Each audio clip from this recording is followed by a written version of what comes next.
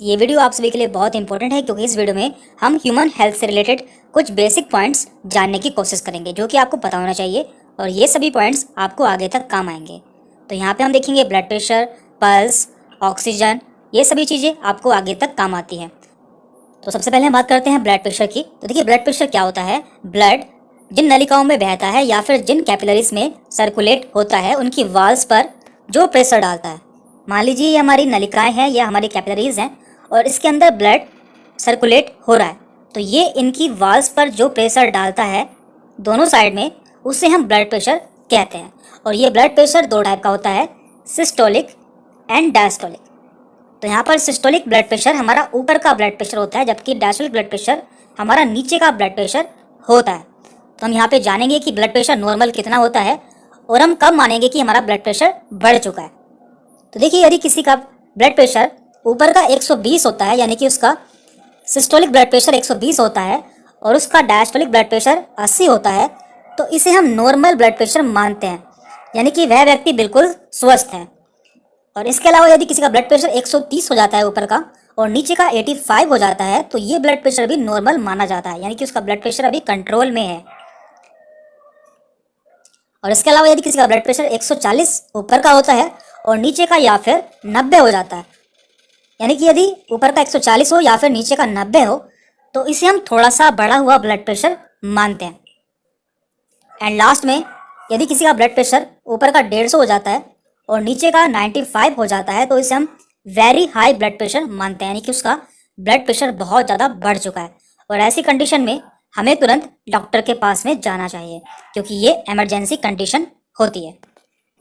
अब बात करते हैं ऑक्सीजन लेवल की। तो देखिए जो भी हम सांस लेते हैं उसमें कई सारी गैसेस के साथ में हमारे अंदर ऑक्सीजन भी जाती है जो कि हमारे लंग्स के एल्वियोलाई पर जाकर हमारे टिश्यू से एक्सचेंज होती है और हमारे ब्लड के थ्रू पूरी बॉडी में सर्कुलेट हो जाती है। तो इसका लेवल कितना होता है ये भी आपको पता होना चाहिए। तो हम देख लेते हैं। तो देखिए ऑक्सीजन लेवल को हम ऑक्सीमीटर से मापते हैं, ये भी आपको पता होना चाहिए। और यदि किसी का ऑक्सीजन लेवल 94 है या 94 से ज़्यादा है, तो वो व्यक्ति बिल्कुल सामान्य है, यानी कि उसका ऑक्सीजन लेवल बिल्कुल नॉर्मल है। और यदि किसी का ऑक्सीजन लेवल 95 से 100 के बीच में आता है, तो उसका ऑक्सीजन लेवल काफ़ी अच्छा है। अब बात करते हैं कि हम इसे कम कब मानेंगे। यदि किसी का ऑक्सीजन लेवल 90 से 93 के बीच में आता है, तो उसका ऑक्सीजन लेवल जरा सा कम है, यानी कि उसका ऑक्सीजन लेवल थोड़ा सा कम हो गया है और इसे आप एक्सरसाइज द्वारा सही कर सकते हैं।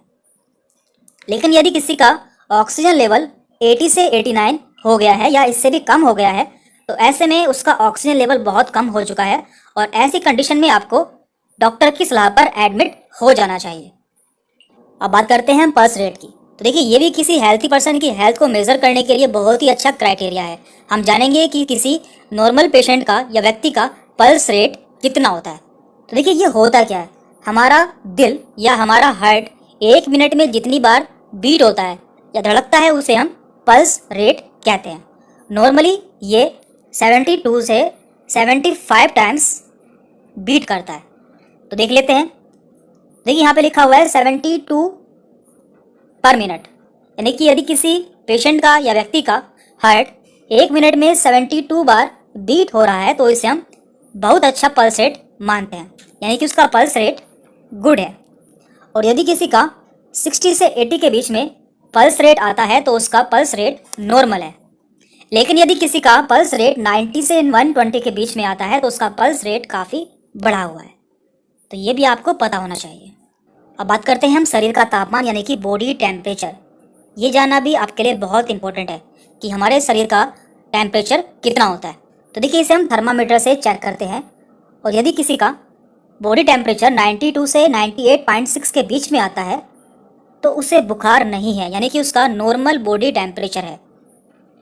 और यदि किसी का टेम्परेचर आपको 99 मिलता है, तो उसे हल्का सा बुखार है।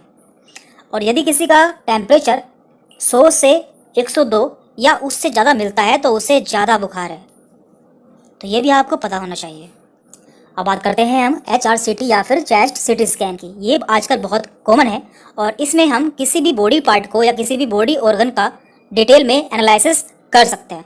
तो यहाँ पे कुछ स्कोर दिए जाते हैं, जैसे कि 0 से 8, 9 से 18, 19 से 25।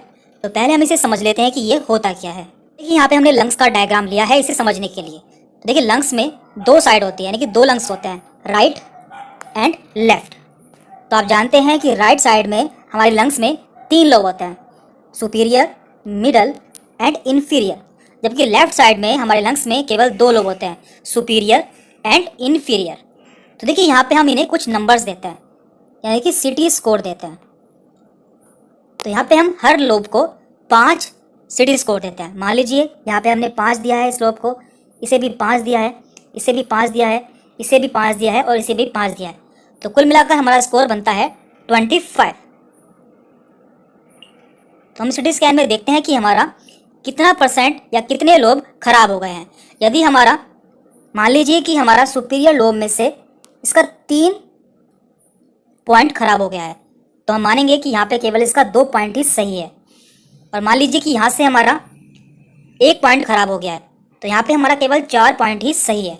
तो इस तरह से हमारा स्कोर बैठेगा, यहाँ का 5, यहाँ का 5 एंड यहाँ का 5, 15, 15 और 4 19, 19 एंड 2 21, यानी कि हमारा 25 में से 21 स्कोर आएगा।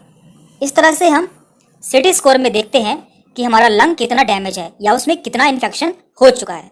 तो आप इसे समझ गए होंगे। तो वापस से आते हैं अपनी स्लाइड पर। तो देखिए यहाँ पे दिया हुआ है, यदि किसी का HRCT यानी कि high resolution computer tomography score 0 से 8 के बीच में आता है तो उसे माइल्ड इन्फेक्शन है, यानी कि उसे हल्का इन्फेक्शन है या उसे अभी इन्फेक्शन की शुरुआत हुई है। और यदि किसी का HRCT स्कोर 9 से 18 के बीच में आया है तो उसे मॉडरेट इन्फेक्शन है। और यदि किसी का HRCT स्कोर 19 से 25 के बीच में आया है तो उसे सीवियर इन्फेक्शन, यानी कि उसे काफ़ी गंभीर इन्फेक्शन हो चुका है।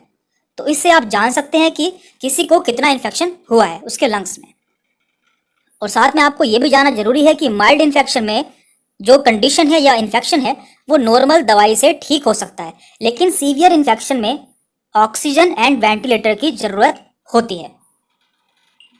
तो आज की वीडियो में हमने कुछ ऐसे बेसिक पॉइंट देखे हैं जो कि आपको पता होने चाहिए, क्योंकि आपको ये सभी पॉइंट आगे चलकर काफ़ी ज़्यादा काम आएंगे।